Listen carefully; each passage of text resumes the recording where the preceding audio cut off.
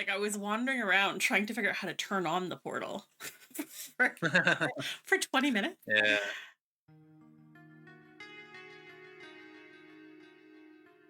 Well, let's officially get started.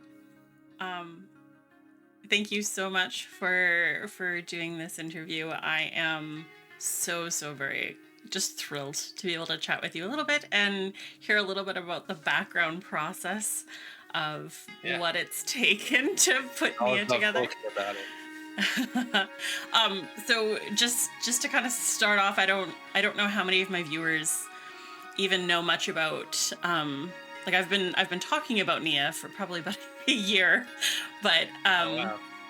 I don't know if they know who you are or and you're like Defy Reality is a very small little developer company. So tell me a little bit about yourself. Yeah, sure thing. So my name's Aaron Gwynaire. I am the CEO, lead developer of Defy Reality Entertainment. And when it sounds like that, it sounds like a big team, but it's literally just myself.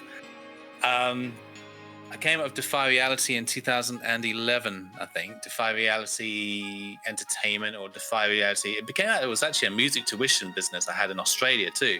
Defy Reality Music Tuition. So I used to teach guitar and everything like that. So I had that in Australia just before I started with Neyyah in 2018. Continued on a little bit, but then yeah, Defy Reality was always just a name that I thought that sounds really cool. Kind of goes along with that kind of fantasy development aspect of things. You could use it in so many different things.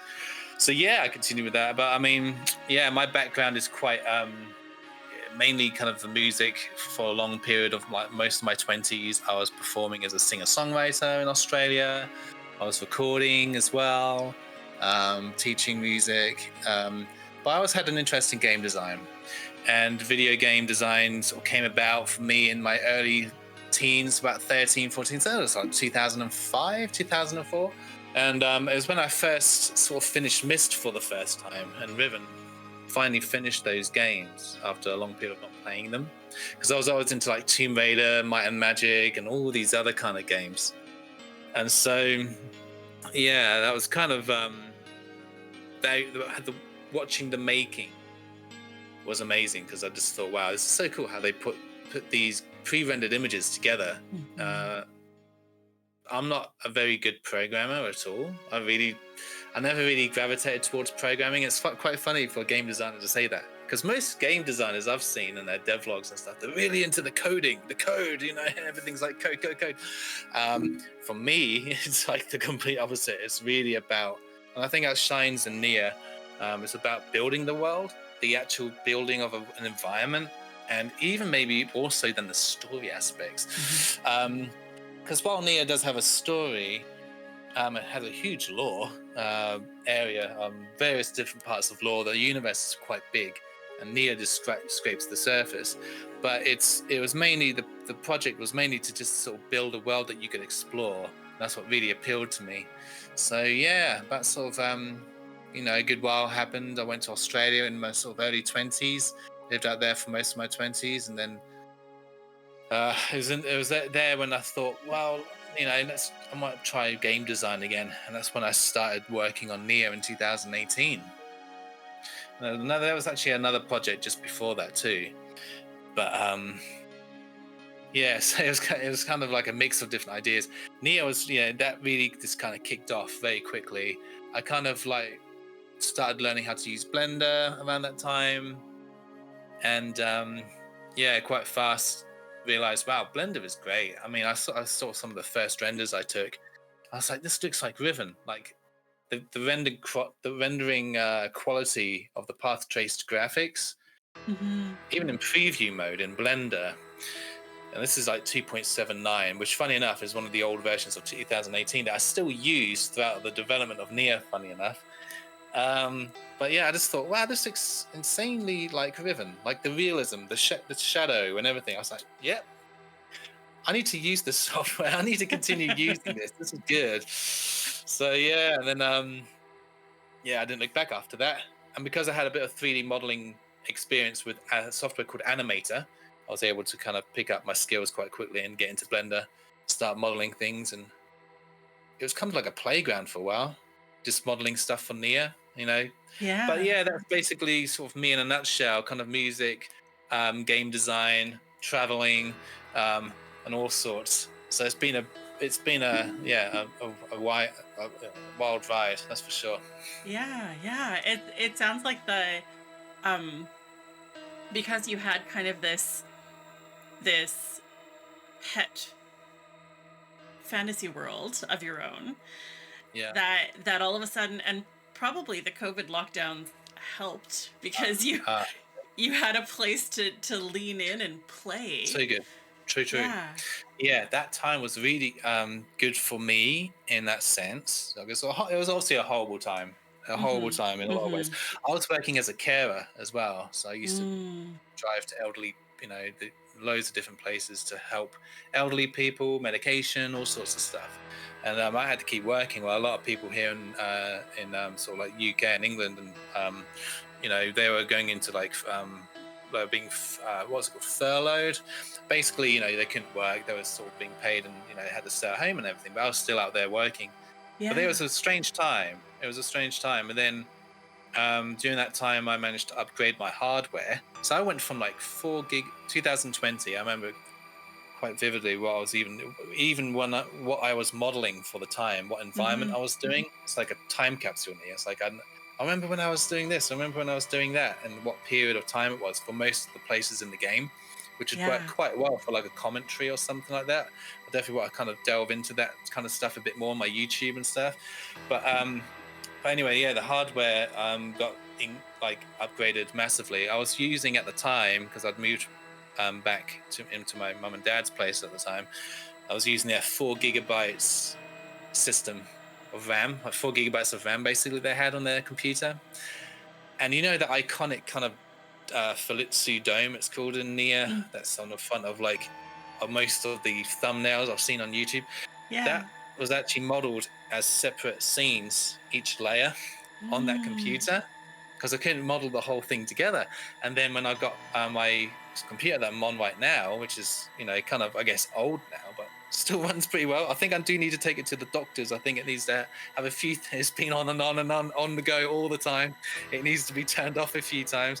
But it's been going from 4 gigabytes to 64 gigabytes of RAM was a huge I suddenly had not just Blender, but I had so much RAM to work with. I could add so much more detail. The renders were going faster. I was like, yes. So I remember that time was when I started. Neyyah really hit a new bar of detail, and pretty much what you see now, where I was able to add those buckets on the floor, the chain on the floor, the different stones, all these really small details. I was able to play with that quite nicely. So that was a really good time in terms of in Yeah. in that sense, it was a big upgrade. And then I signed with Microprose in 2021 at the beginning of Yeah. that year. Okay. You mentioned briefly that you've got this background with music, that you've done a little bit of other game development, that it never went to publication like Neyyah did. Do you want to tell me, or maybe it did, I don't know. Do you want to tell me a little bit more about these other previous Yeah. creative projects? Sure. And you can actually check out Adventure Game Geek's recent review, because he was managed to sort of get a bit of the old project that I had and see Ah. some of the footage there, because he was on the Patreon. And then I did a Patreon only video a couple or so years ago where I was actually showcasing that particular game. It was called Beyond Journey to the Pearl Islands, and it was made in 2011, and I only did one level. It was only one environment, and I used Animator at the time. And I think the engine was Adventure Maker, and I think it's still out there, but I think it's called Adventure Maker, but it's like specifically designed for missed games. It was Oh, perfect. And yeah. there's you didn't need much programming, you didn't need much. There's a couple of games that were published through that engine, I think, and I'm sure they used it, called Nakar. And there was another game, kind of more Christian-based point-and-click Mystilikes, that came out in the early 2000s. Kind of interesting, but yeah, that software was quite cool. Um, yeah, it was. There was. It never really finished it. I think it's mainly because I was going to Australia at the time, and life kind of got I went along with it, Mm-hmm. and work as well at the time. And it's so funny, I look back at that and I think, wow, where I am now with Neyyah, so weird how that never really kind of kicked off in that moment in my life, but it then makes you think some things are just not right, Yeah. in a moment in your life, right? You sort of have to work in yourself, or you kind of be at a certain point in the right time, right place, right time, that kind of stuff. So many factors are involved in how Neyyah became what it is as well, and how it started. Mm-hmm. So, but yeah, it was quite a fun little project. So you can see some of the footage on his review as well. It was very kind of more Mist Exile-y elements there as well, which is quite cool. But it's still point and click, screen to screen, and the ideas and the story all behind that was what I was able to then pull out and use for Neyyah. So it was already kind of ready for me to go, which was really nice. I just evolved and improved a lot of the things. So yeah.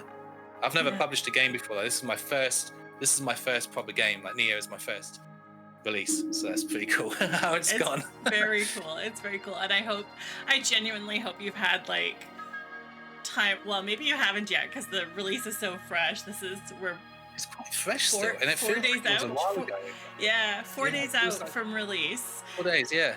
It feels like time slowed down a bit for me now, which is nice. I think when I was working this last month, August has been so hard. It's one of the hardest months of development, just trying to get everything done. And time was going so quickly, though. The days would just fly by, because I was literally working from I'd wake up at 4 o'clock in the morning. And there are little bits here and there where you have little breaks, stuff like that for food or whatever. You have to still eat and drink and survive. But then you kind of I was going to bed at midnight. So there were long days, and they started taking their toll on me, I don't think I've ever been that tired. It was really bad. I was having these at one point I was having these crushing kind of headaches as well. Oh. And I was like, geez, I think I need to sleep. But I managed to. I mean, you do what you do, though, and I think Neyyah was so close to being released. I'd worked so long at it. Yes. I thought, screw this. I'm just going to do what I need to do to get it done, and I did. I'm so glad I did. And it's still like you said, there's some little tweaks here and there that need to be done. The bugs, which are few and far between, to be fair, come in, and then it's like, okay, yeah, cool. And then eventually, I will be like, okay, Neyyah's out there now. I'm gonna step back a bit. I'll step back now. Catch up on some games that are out there that I really want to play. Exercise, getting out, exploring. I live in Scotland now, so yeah, I want to get out and explore more. Yeah, actually, spend some time in the real world and exactly. There's a real world. Breathe and make sure you don't need to go to the doctor. Yeah, that's the thing, isn't it? Yeah. So I wanna jump back a little bit to you released the demo back in the spring. And I want to hear what the response to the demo was and what changes you made in response to that, and how has the current version been received? Oh, that's a really good question. It's probably one of the points where I'd wished I'd released the demo maybe sooner for the game, because going forward with other projects, I'll definitely be doing more testing, get a demo out sooner, because it's so valuable as a developer. And maybe not even for Steam Next Fest, a demo before Steam Next Fest, because Steam Next Fest is a really good marketing beat for a game, and it did really well still. It did well, but I think it could have done better if I'd maybe released the demo before, got more testing and feedback before. But it was a really good peak of wish lists in that time. A good few thousand wish lists came in, so it was really nice. But there was the feedback involved. Certain things in regards to the exposition, the lore that was there's quite heavy in Neyyah anyway. But you kind of got a lot of it at the beginning, even more than you do now. And there comes some comments still saying oh, all these names, all these place names, I can't keep up. You should have played the demo, or maybe they did, but the demo was even worse because it had a lot going on. So there's a lot of learning curves in terms of that. And I think it comes back to, again, like how I wanted to create a world. The considerations now are kind of like, how do I do everything else better, especially moving forward with another game? So Neyyah is doing really well, but I know that, with another project, there's going to be so much I can do better. But yeah, I mean, the demo was really exciting. It was the first time I managed to get the game out there for people to play. So that was quite a cool moment. And even like with Micropro saying, "Yep, it's live, it's out there now," I was like, "Oh my god, the game's out! People are going to be playing it!" Like, it felt like the game was released, but it's like it felt like that. And yeah, the demo was just like this moment where it's like people are starting to play it now. I can watch streams of people playing it, and a lot of cool feedback. The journey mode that you have now, the difficulty style, gameplay style, I suppose, was never in the demo, and that was kind of something I thought that this needs it, because not everyone liked the tutorials at the beginning, not everyone liked the prompts or the messages that you get, which is kind of like a more easy access, handheldy kind of element to help players have access to the game that maybe aren't used to the Myst style of gameplay, which you got point and click, but point and click, classic point and click is like Broken Sword, those kind of games, but Monkey Island. And so Myst is quite niche in a lot of ways. And for me to bring this kind of style where, even new Riven and the new Riven released last year was all real time, players can get into that a lot easier. So I think it was definitely a guidance from the publisher, Microprose, and working with a team that just kind of steered the game in the sort of direction that maybe thought, okay, well, this is going to help players access. But then, with the demo as well, I realized certain feedback I had taken on was maybe just going away from my original idea, my original vision, which was kind of hurting the game. So I thought, let's scrap that, let's focus on the exploration. And so what happens now is that you have this kind of shorter Vermeer intro, and then you go straight into the exploration. And that was the core drive and design anyway for this game. So it made sense. And I think it works a lot better for that. So yeah, the demo definitely shaped the game and made it a lot better. And even with, over on Microprose's end saying, wow, it just feels like almost like a completely different game in some way. That's really cool. I was like, wow, okay, yep, it seems to, hopefully this is good. And this is before the release. Everything seems to be ticking boxes right now. So I felt quite confident going into the release, so that was really nice. And the QA and everything was like, it was on the low end of the bug reports. So that was quite nice. Yeah. That was good. Good. I'm really glad. When I saw the announcement that you had added the new journey modes, the different styles of playing, I'm like, that's actually a really good way. I've tried to so I have some friends who love puzzle gaming but had no exposure to the Myst series, like zero, literally zero. And so their style of puzzle game is so different that they enjoy, so different from what I enjoy. And it wasn't until somebody described these, actually it was that review on Reddit, and I wish I'd remembered the user's name now. But they said something about a puzzle game with no puzzles. And that is 100% what Riven is and what you've done with Neyyah. And that's 100% the type of puzzle game I've looked for decades, since my own experience with Riven, and had so much trouble finding. And that's what Neyyah is. And so many people, like, you're right, it's a niche type of game, because it's not this, like, what do they call it now? Interactive novel? That's not what it is. Narrative, like a narrative puzzle game, narratively driven. I mean, it's an adventure puzzle game where it's all about the exploration, and it's much more ethnographic than anything else. And that's the thing that I love so much about Riven, and that you've just nailed with Neyyah, in my opinion. That's Um, cool. yeah, and so the fact that you implemented these options at the beginning so that it can be a little bit more handholdy and more prompts for people who don't Yeah. know how to do Riven. Yeah. That's really, really a beautiful way to integrate it, I think. It didn't take too long to do either, because the only thing with say the guided by the ancients mode is that you have your traveler's guide notifications set onto default, so that just comes on. You know, you hear the wah, wah kind of sound come on, and then it's like you have the little message at the corner saying that you have a new observation. Check it out with your T and everything on the keyboard.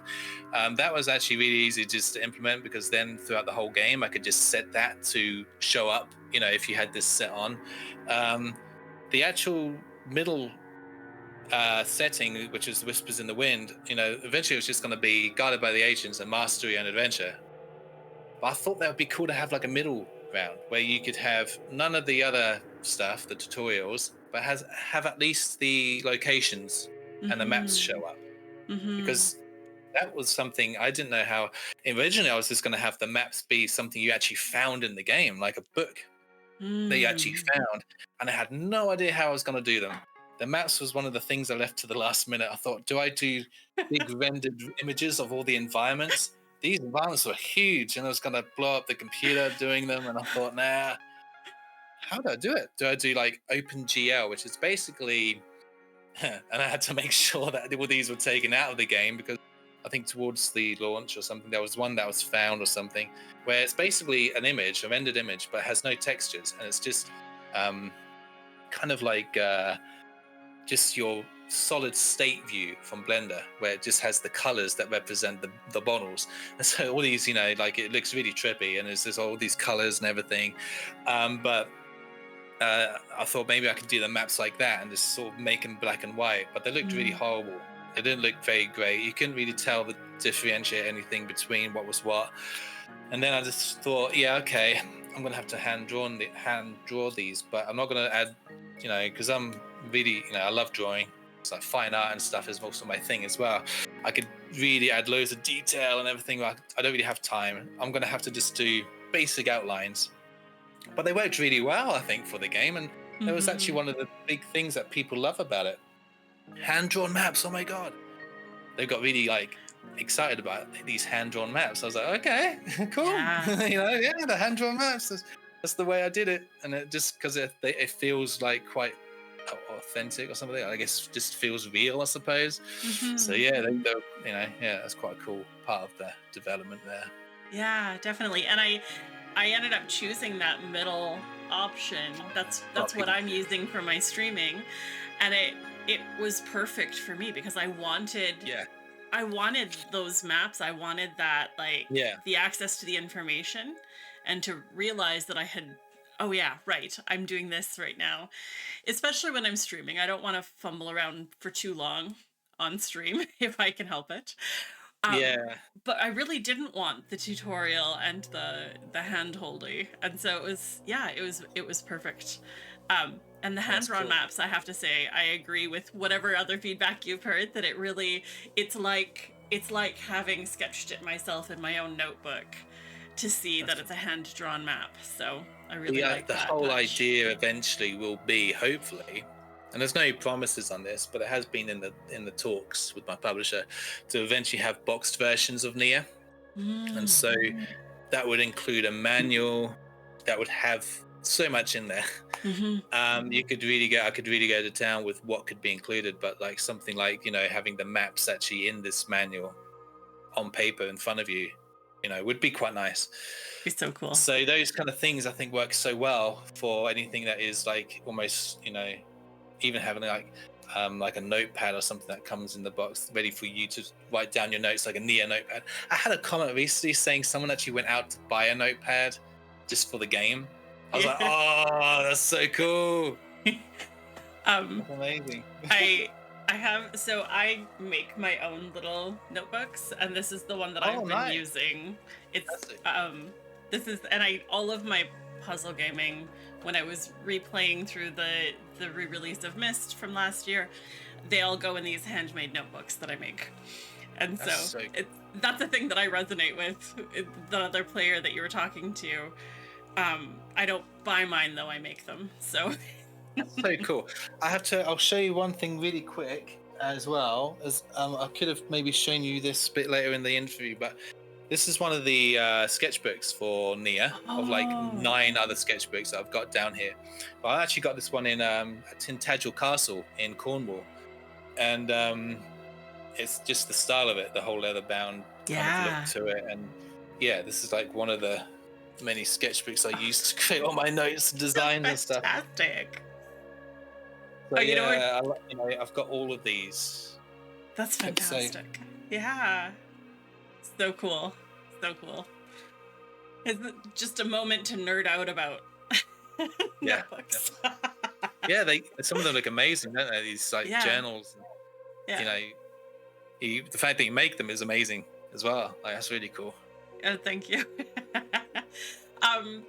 So let's get back onto my list of questions.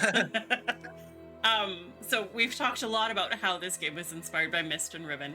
I actually want to hear what your personal early experiences with the Myst and Riven game series was like. Yeah, it was with my dad and my brother, and we played it when I was very young. Crikey, how long? Because I was born in 91. The Riven came out in 97. And I played it maybe a year after, maybe then. So I remember being quite young. I must have been 6 or 7 years old. And, you know, I think it was Myst and Riven my dad got maybe at the same time. So we had the games kind of shown to us at the same time. I remember Myst being, you know, certain parts of that game really kind of spooked the hell out of me. Like, I think the dentist chair going into that room. You know, the music that comes on, just the feel of the place, the lighting, and just the fact that everything shuts really quickly and the doors shut and everything. It's like so sort of had this kind of eerie feel, and that worked, by the way, so well for like another game I played later on in my teens was Dark Fall by Jonathan Boakes, and that game was point and click Myst style, but there was no transitions at all. It was just static kind of, and you can do that with Neyyah too. You can turn off transitions and have it really clip to each image. But it worked so well for that horror game, that horror style of game, and it worked, you know, with the music and the sound that he had in that. It worked so well. So there was an element of Myst, I guess, that kind of definitely felt eerie. But then with Riven, that was a different thing, because I remember watching that FMV. Didn't know how they did it, but I was so used to like Lara Croft and 3D models. I was like, how do they get this 3D model to look so realistic? When I was a kid, just looking at it, I was like, I didn't really think that it was an actual person that was actually recorded, you know, Aaron Miller.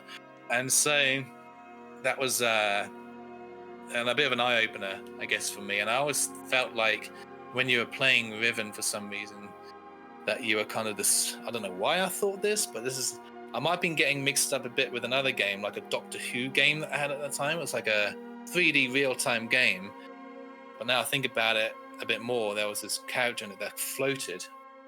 And for some reason, when I played Riven when I was young, I thought you were this floating kind of orb that was just floating around. Because it felt like you were floating, I suppose, from my perspective as a kid, because you couldn't look down and look at your feet or anything. You know, you kind of felt like you were just floating through this world. I guess maybe that's how it felt for me anyway. So there were certain things, and just the realism of it probably captured me, but it was so hard, and we never finished the games. We never finished them. My dad didn't really push for finishing them. And I think Riven is one of those games as well that is notoriously quite difficult, especially for the time. Then you had the CD changes as well back then. I've still got my original copy up there somewhere.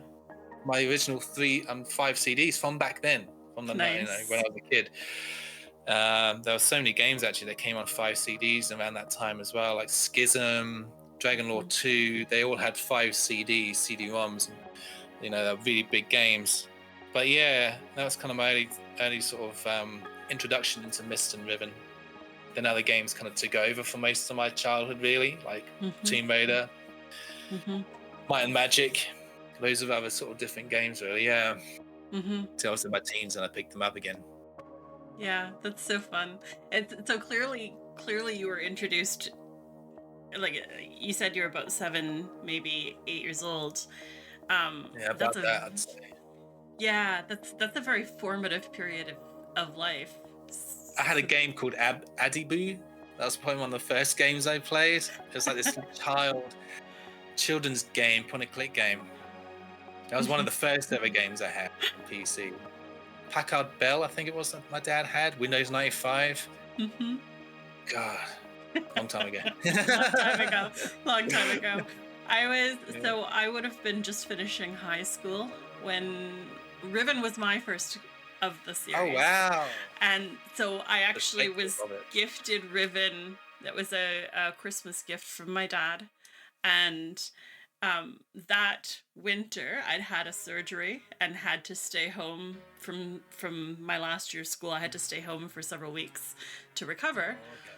And so it was perfect timing. I sat and I just dove into Riven for those Wow. weeks. There you go. Exactly. And That's the then perfect.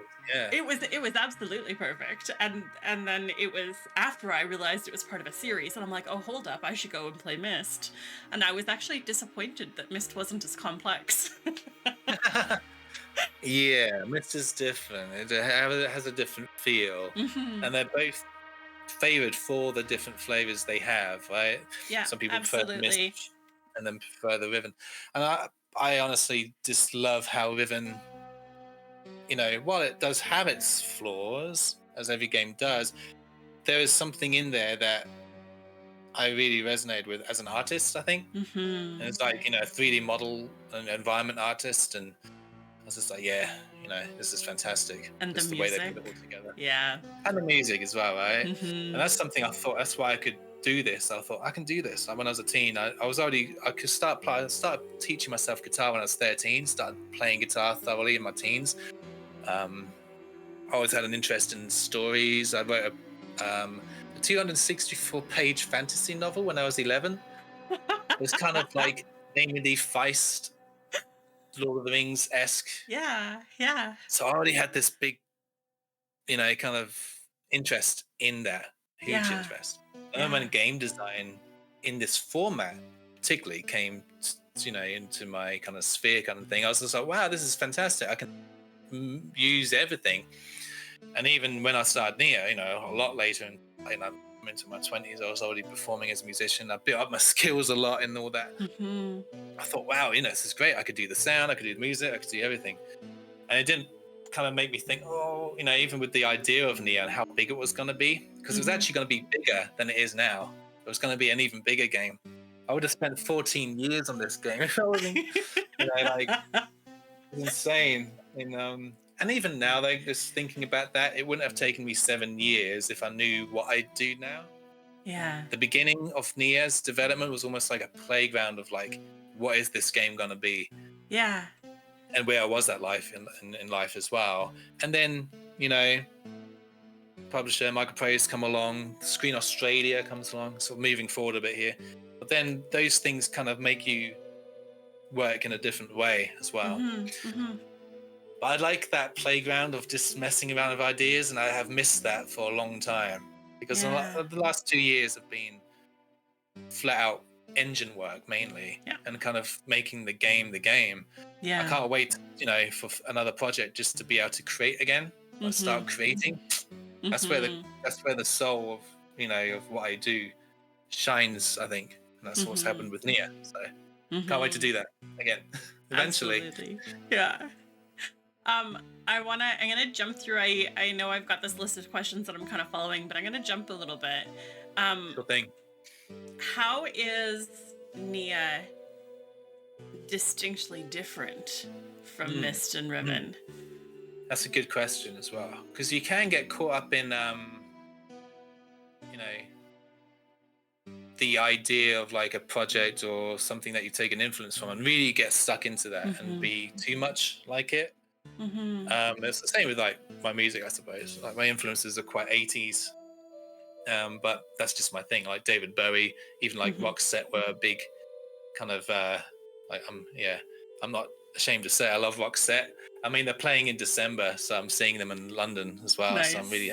excited for that. That's But yeah, lovely. sort of, Yeah. I think, you know, with Neyyah, it was yeah, it was kind of like, okay, so I've got this rendering that looks quite like I could pre-render images that don't have that kind of that have a quite a nice realistic look. That remind me of Riven. That's great. I know how I can start modeling and texturing and stuff. This world, and the thing is about where I live in England as well. There's a lot of places that look like Riven because you have this. You know, England has a lot of rust, a lot of mossy, weathered things, and I was like, wow, I'm gravitating towards this because that's what Riven did so well. Is that kind of dried, weathered, used thing. And it's so fun to work with as well. I think for me, it's actually harder to work with things that look clean because it's like, ugh, this is kind of boring. It's like I like to have something that's kind of like, you know, being used and stuff. And so I think that's what, you know, why I was able to kind of just go to town with creating something like Neyyah that has this abandoned look. The thing that makes it different is, and this kind of was almost like a thing that just naturally happened, it kind of fell into more of this sort of sci-fi kind of thing where it was kind of going into portals and using almost my interest in Japan and China and bringing that into kind of the whole dragon influence, which is also coming from Dragon Lord 2, which is a fantastic game by Cryo. I've still got the boxed version up there somewhere.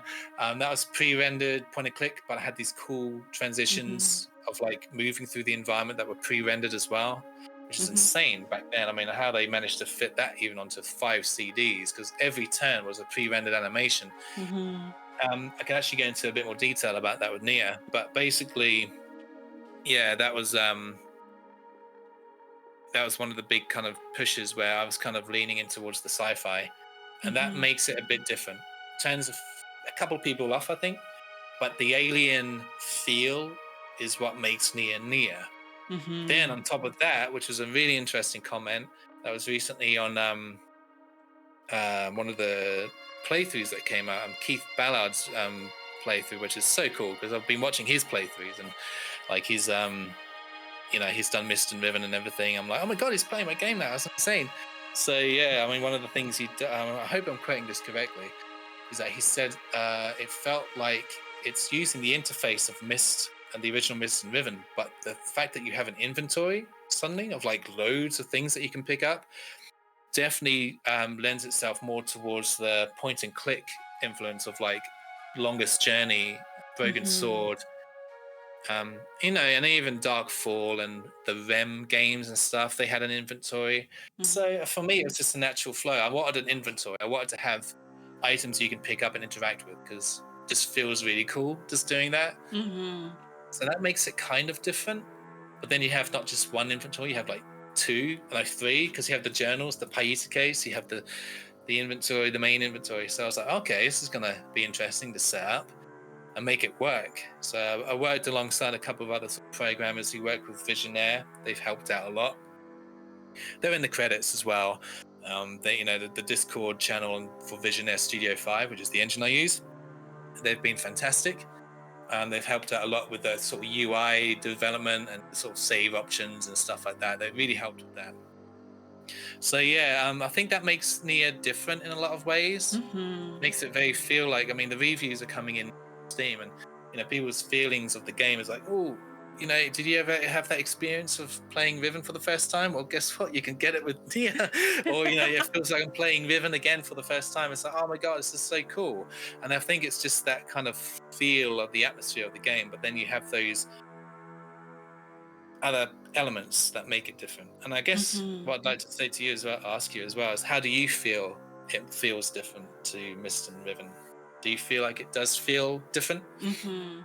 Yeah, I think the first thing that hit me in those first moments when I'm wandering around just after Vamir did his little, oh hello, you're the ancient The one hologram. of prophecy or Yeah. something, right?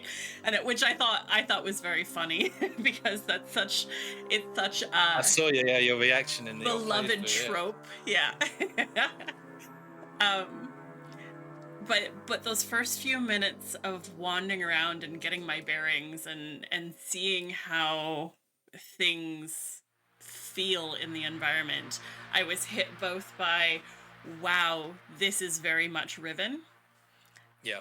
and especially the FMV integrate. Like that was a Oh, I thing know that. that the fact that the the the redone Riven, the new version of Riven, like it allows that, but they've made these 3D rendered figures instead, and the original FMVs don't have the captions.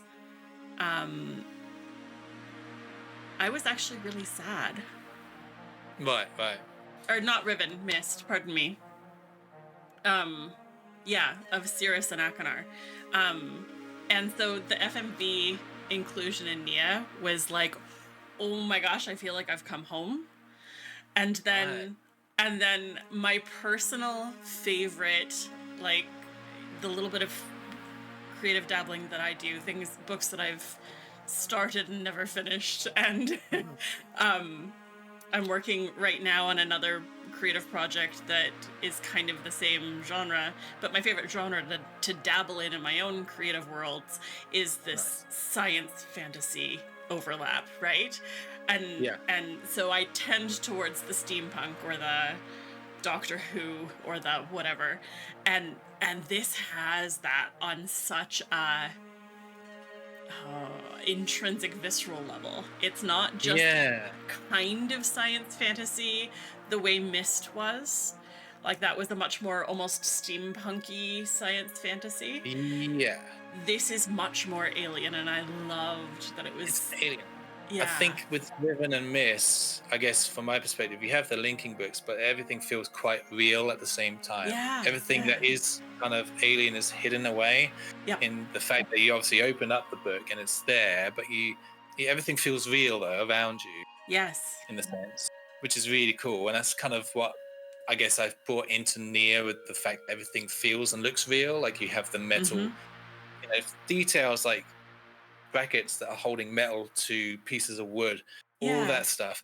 Then you have that more exposed alien portal plasma kind of thing going on, and you see that a lot throughout Nia. Yeah. And that was one of the kind of looks that kind of and it makes sense within the world as well, with like the mix of Ullajane and Fazoltian and stuff. So yeah, Mhm. it kind of yeah, I really had fun combining all those together. But Mhm. going back to what I said about the with the point and click style, where you're clicking through basically images, Mhm. which is what Nia is. There were going to be more FMV videos of moving through the world. There's actually one that is just before, just after when my character Mason, who I play, runs off, and then the camera kind of chases him down the tunnel, and then he goes into the Jalud and everything. That was kind of cool because I think that's the only transition of you moving through the world that is actually in the game.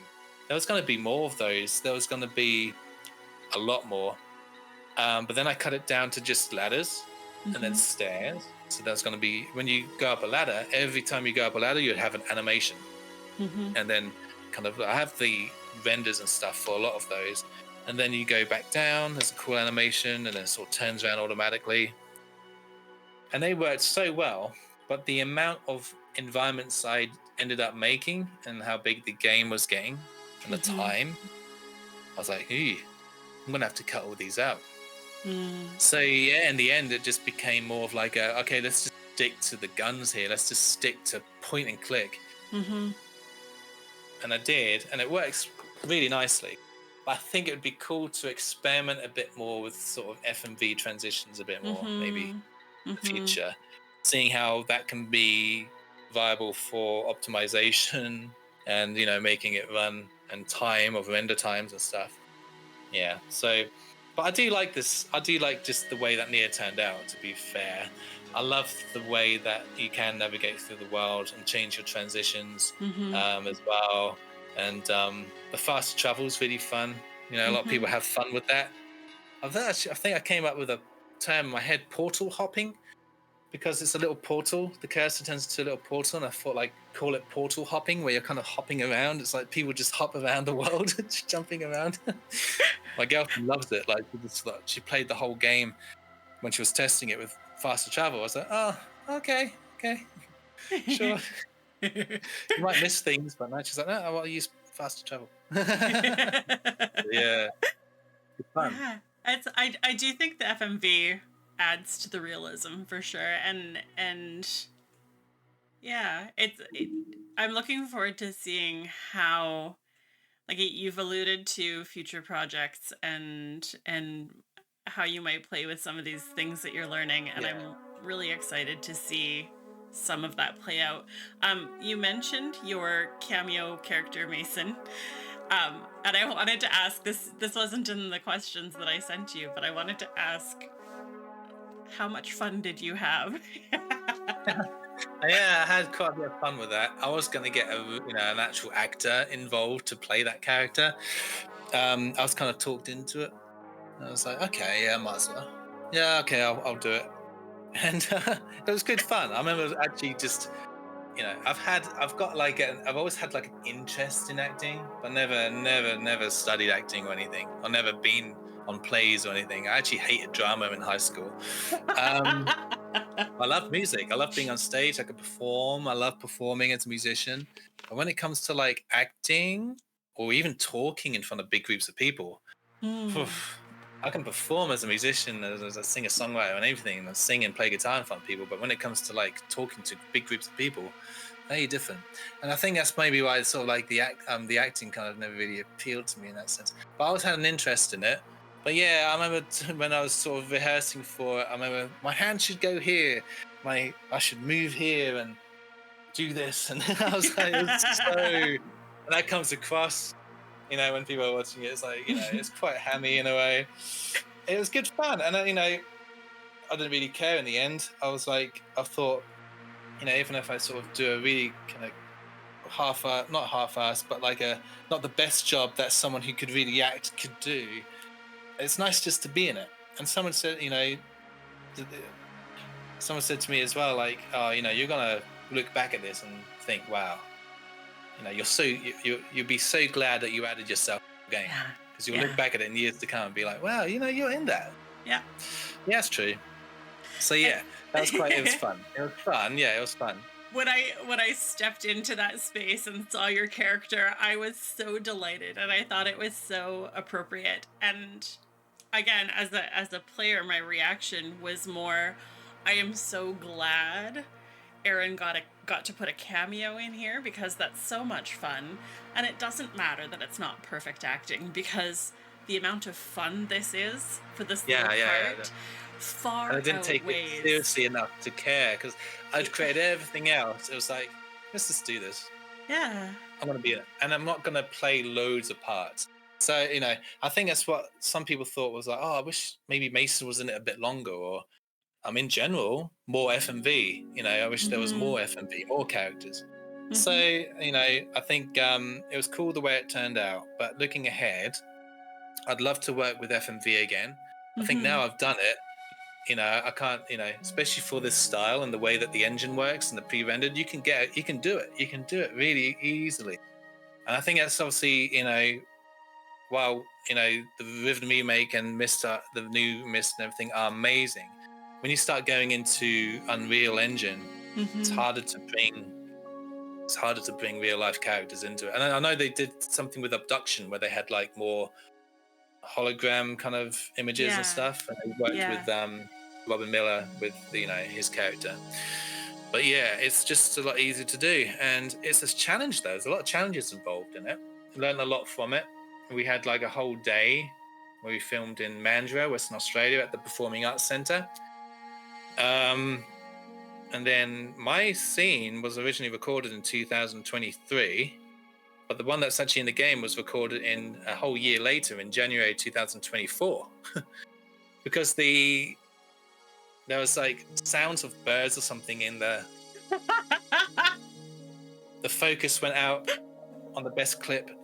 So yeah, and then we filmed Smarlax, played by Paul Hayward, on that day when I did my retakes.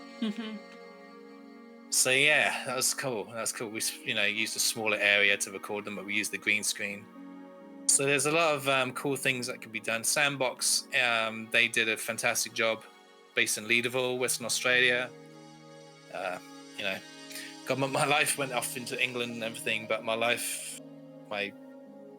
history is also in Western Australia, and I have a lot of memories of places, and my journey was out there for most of my 20s and my music and everything. So it's fantastic just working with Australia. Like, I'm originally English. Like I was born in England, but I feel like I am quite, from 2012, throughout all the way to 2019, I was living out in Australia non-stop. I lived out there, so didn't see my family for like 7 years. Quite You've got crazy. your heart in both places, yeah. I have, yeah, definitely.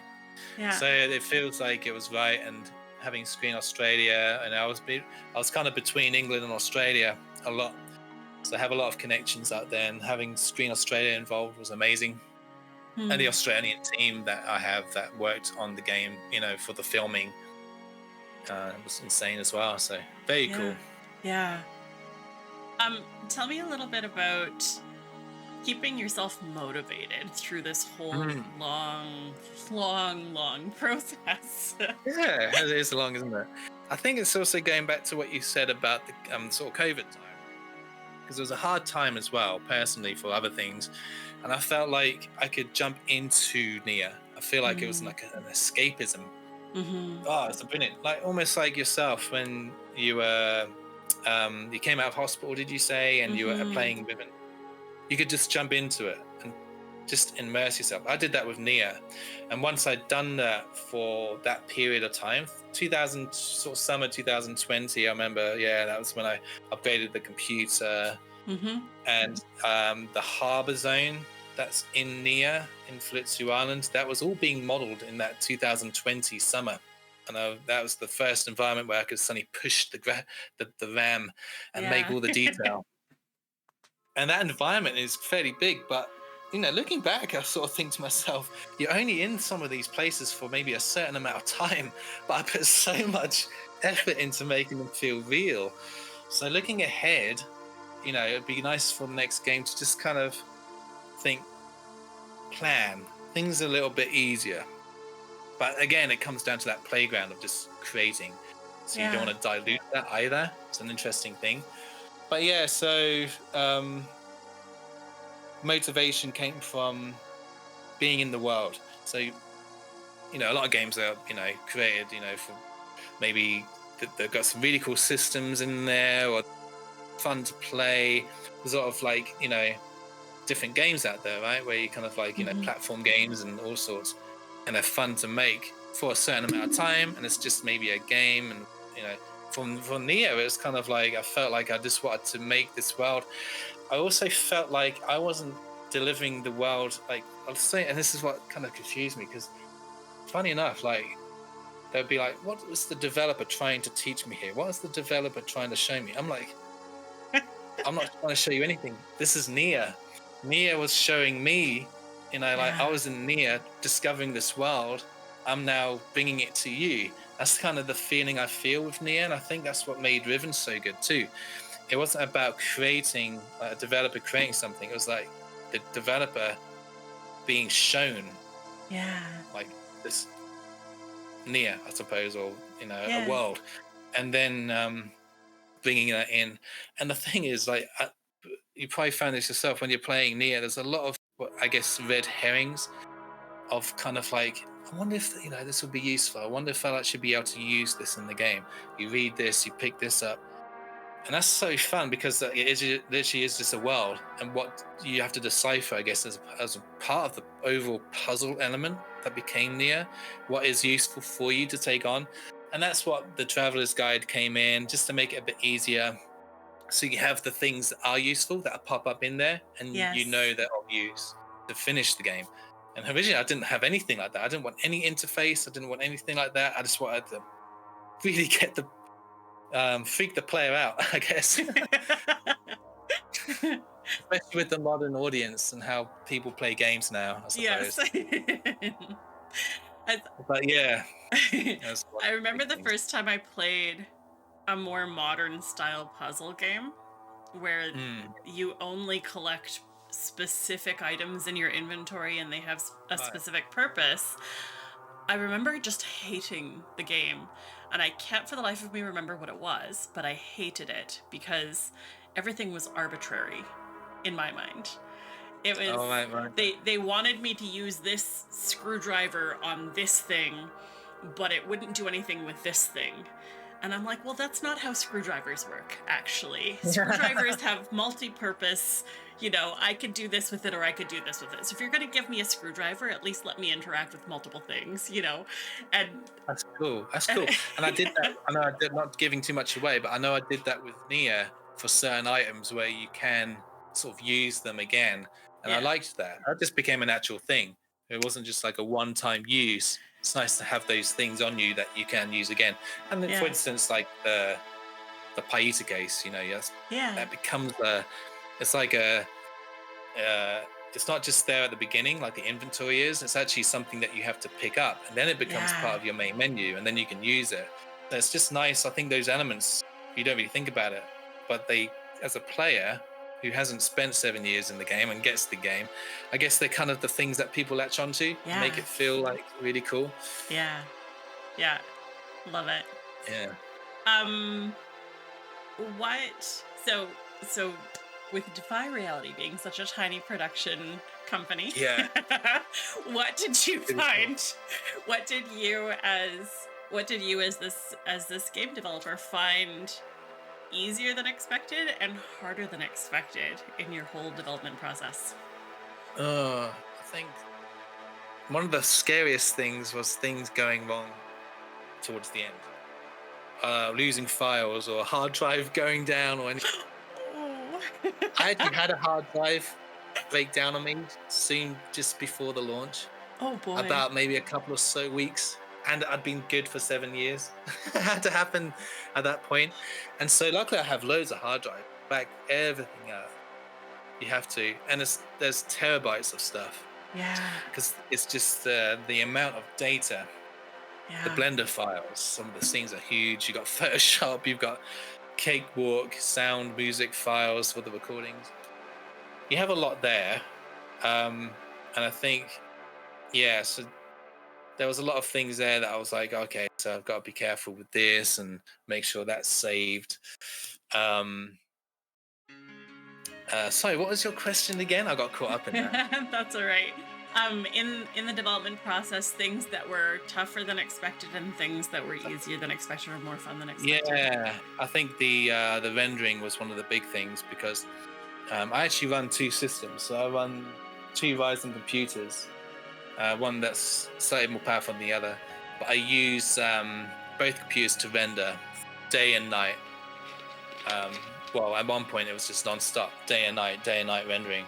And then Hmm. Microprose helped out with that as well, which was fantastic. I've actually got some things that I'd love to sort of pull out from them and learn a bit more, especially moving forward with the new version of Blender and everything. Um, so yeah, I think one of the big challenges was getting the renders done and making sure they were done. The challenge of getting the FMV recorded, scripts as well, writing, the actual scripts and getting them edited so they were actually scripts rather than me really putting loads of words together and it should be this and they should go at this point and you know I've never written a script before, so I was just like I was really new to it. So there's a lot of learning there, and a lot of help that came into with the Australian team and everything that who I worked with. Challenges, yeah, there's some engine stuff, I guess. But once I got used to how to use Vision Air Studio 5 and create this game, and there's stuff on my YouTube channel as well of me using Vision Air Studio 5 in the beginning a few years ago. how I set up my nodes, how I add the water effects, which is also very Riven because they're literally overlays of animated water that are then pulled from a mask that I cut from the image in Photoshop. And I use a really old software called Scrolls Water Reflections. Even when you use it, it feels like it's from like 1998. And you create these water animations and you just throw them on top of the image. And there was actually one of the big challenges was getting them done. There's so much water in it, Neyyah. There's so much water, and that's one of the big challenges, trying to get all those finished. So, moving forward with another project, while I love the animated water, it'd be cool to experiment with a terrain that maybe doesn't have so much water in it, Yeah. for example, or something. So Mhm. yeah, it's there was quite a few challenges, but I remember recently I was like just making sure everything didn't die on me last minute. I think that Yeah. was one of the biggest kind of anxieties I had. I felt like, maybe Visionaire would crash or the computer would crash, a hard drive went in the end. Because I was so close and everything was riding on it, you know, because Yeah. you get, Microprose funding it, Screen Australia funding it. So it becomes, even though it's like one person, one man band, I think the challenge is actually doing it, feeling like you're doing it yourself. You have a lot of Yeah. support around you, obviously, my Yeah. girlfriend, my family, and everything, and friends. But it's and the community, obviously, that have followed Neyyah, like yourself and Mhm. everyone else who's been following the game, and even the publisher, like they'll say like CEO, we're there with you, mate. We're there with you. Mhm. But really, I'm the only one behind the computer getting it done. So there's a Yeah. huge. I think the pressure was on towards the end, Mhm. and yeah, it's such a different world compared to where Neyyah started and where it was when it finished. Mhm. So it'd be nice to kind of. It'll be different, but it'd be nice to kind of go back to that Mhm. playground again of just creating and maybe not exposing anything, not announcing anything, just Mhm. you know, Aaron's doing his thing, so that'd be Yeah. cool. We're gonna Yeah. get back into that again, that's for sure. Yeah. Yeah. It's like that open sandbox of creative flow. Yeah. Yeah, right. Yeah. Absolutely. Exactly. Let another story reveal itself to you. That's Yeah, exactly. I in can't wait in to my just be surrounded by sketches and paper and yeah. stuff again. That'd be so good. Yeah. Totally. Do you I know you're not officially announcing or disclosing anything because you just want your little sandbox, but do you have some creative um ideas that are already flowing? Yeah, definitely. And I did even before Neyyah. So the thing is, even though Neyyah was what it was and what it is, there were other things that are happening in the background of a other story and stuff like that. That kind of did get touched upon with certain sketch work that I was doing, Mhm. but then Blender came along, and then what I was going to do is like an introductory kind of level for this other project, but that introductory level became Neyyah. Yeah. So you can imagine this small little area I was going to model and then like release as like a demo or something, I guess. Became this huge game. Yeah. It took a life of itself. It took a life of its own. Hey, it was amazing. So I have a lot to go back to. But it's yeah, I don't want to really. I could do, but I'm gonna sort of just let Nia be how it is right now. Let people play the game, make their own assumptions. Yeah. But I definitely will be back for another game. Cool. Definitely. I think it's just been amazing how it's been embraced and Yeah.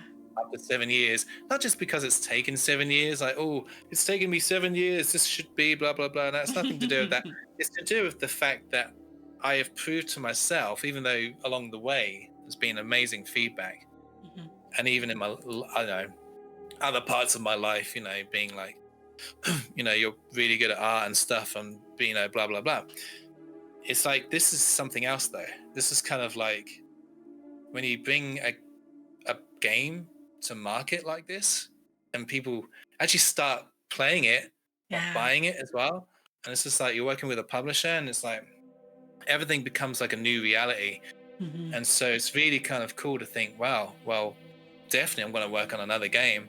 And if I think people would like another game as well. So I think it's just going to be the way forward. That's for sure. Cool. Very cool.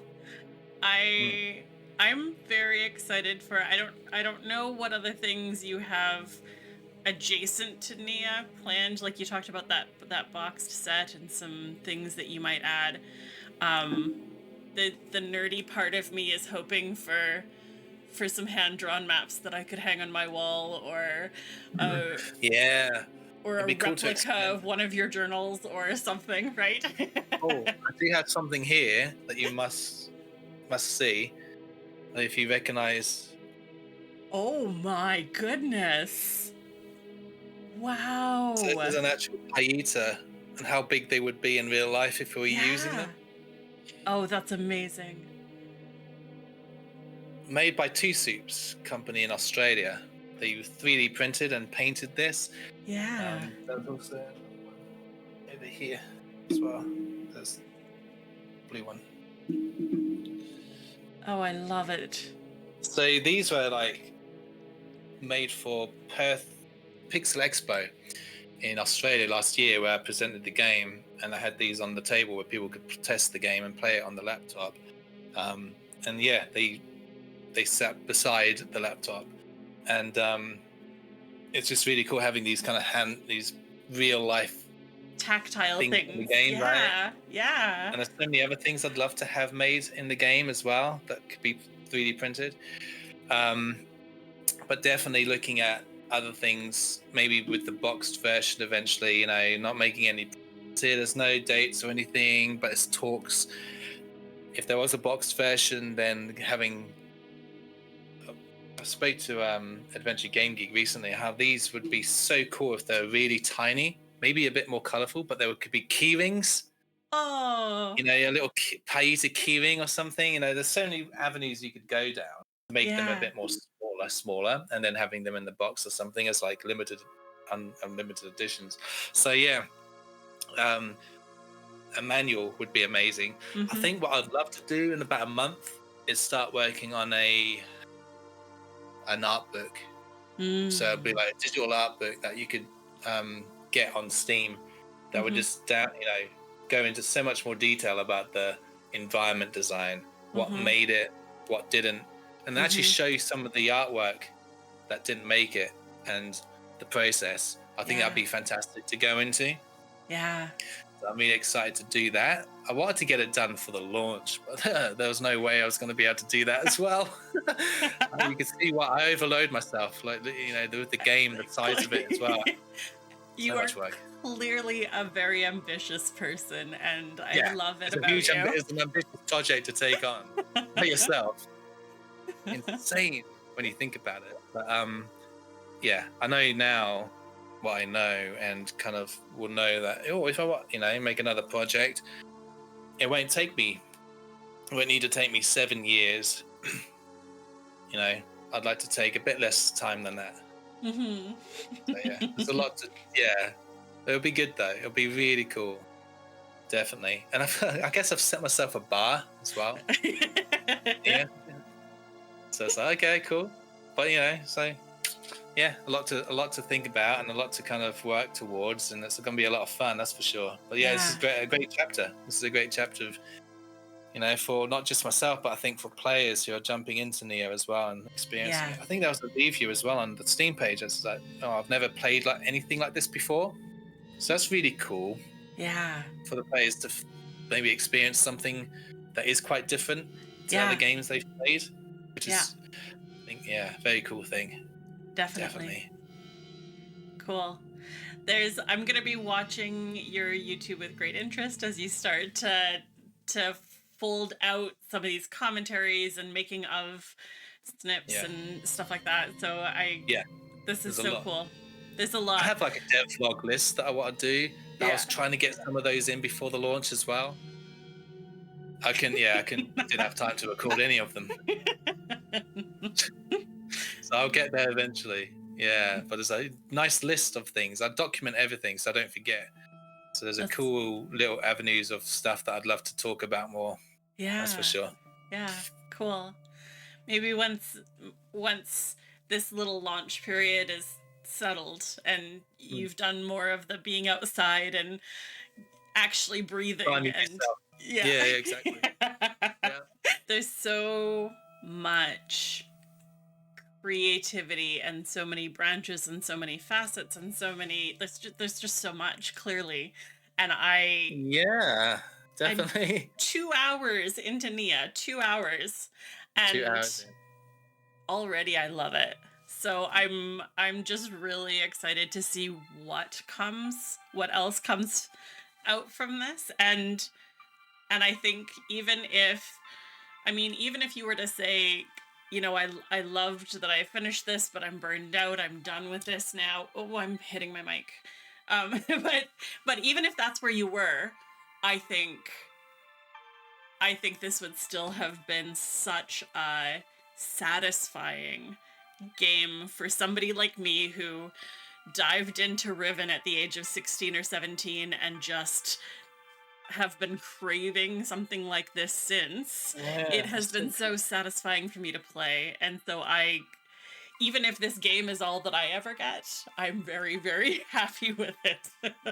What's so exciting for me though is that that's such an amazing reaction. This reaction that you're having right now, Mm, it's like the thing that would push me to know that wow, I've got the confidence that I have done this, that I've created this, it's being received pretty well, and so I can then move on and create other things, knowing that I actually enjoy what I do. yeah. That it's having that effect as well. So that's really cool. That's really cool. That's a really cool feeling. So you never know. You never know. We'll See what's down the see. line, huh? Yeah, yeah. Thank you so much for this timer, and I really appreciate it.